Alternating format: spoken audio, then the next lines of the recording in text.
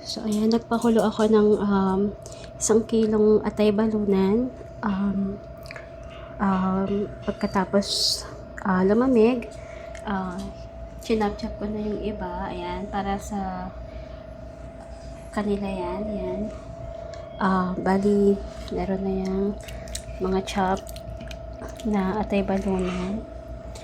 Tapos, ito naman para bukas. Pero, i-chop ko na rin siya para isang hiwa at isang linisan na lang. So, 2 days nila yung 1/2 kilo kasi nilalagay ko lang sa dog food nila yung atay balunan or kahit anong ulam para lang mag-add ng flavor. So, ayan. I-chop na natin. Hi, Lai! Naamoy mo na yung ulam nyo. Mamaya kakain ka ha, dadamihan mo. So, ayan, kailangan kong bumili talaga ng pangdagdag sa dog food nila para hindi nila kasawaan yung dog food. Ang kagandahan sa dog food, hindi nila kailangang magsaing kasi kagaya niyan pag may pasok ako, mas gusto kong matulog sa araw kaysa magluto-luto pa. So, medyo mahal ng konti pero at least nakakapagpahinga naman ako. Hindi ko kailangan gumising maaga para magluto. So, ayan lang. Ito kanina ko pa to niluto pag gising ko kaninang tanghali. So, ngayong hapon, sinachop ko na. Actually, kagigising ko lang. I-prepare ko na yung pagkain nila para mamaya maaga ako makapag-start sa trabaho kasi hindi ako masyadong nakapag-calls dahil masama pakiramdam ko kagabi. Pero nakapag-duty pa rin naman ako hanggang 3 AM.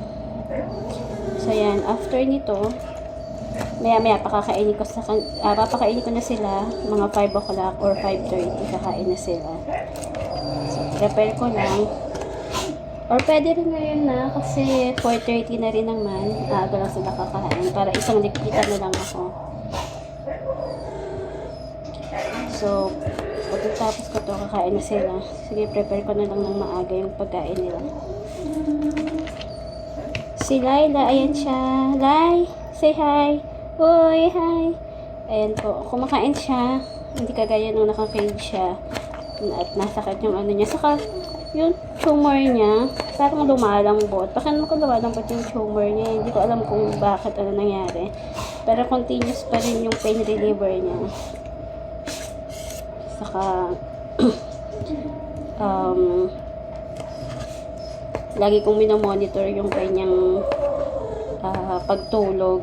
Kasi baka mamaya hindi na pala siya humihinga. Pero, thank God at okay pa siya. Sabi kasi ng doktor, maaari daw ikamatay niya yung tumor. So, ayan. Although, lagi naman ako nagpipray na sana umaba pa yung buhay niya. Hindi nga lang talaga ganun kaano yung option ng pag-opera kasi kagaya na sinabi ko noon sa isang video, pwedeng ikamatay niya kahit yung anesthesia pa lang. So, mas okay na alagaan ko na lang siya at pakainin hanggat kaya niya. Total, nandito siya lang naman din ang alagaan ko na may sakit. Pero kung masisigurado talaga na magiging okay siya after surgery, bakit hindi ko siya pag-ipunin para ipa-opera. Kaya lang hindi nga rin daw yun yung option kasi malaki na yung tumor. Nung napunta kami sa doctor, sa vet, matigas yung tumor niya, saka malaki. Pero ngayon, napapansin ko parang lumiliit siya. Saka lumalambot. So, ewan ko kung ano nangyayari. Sana nagbimilagro nga na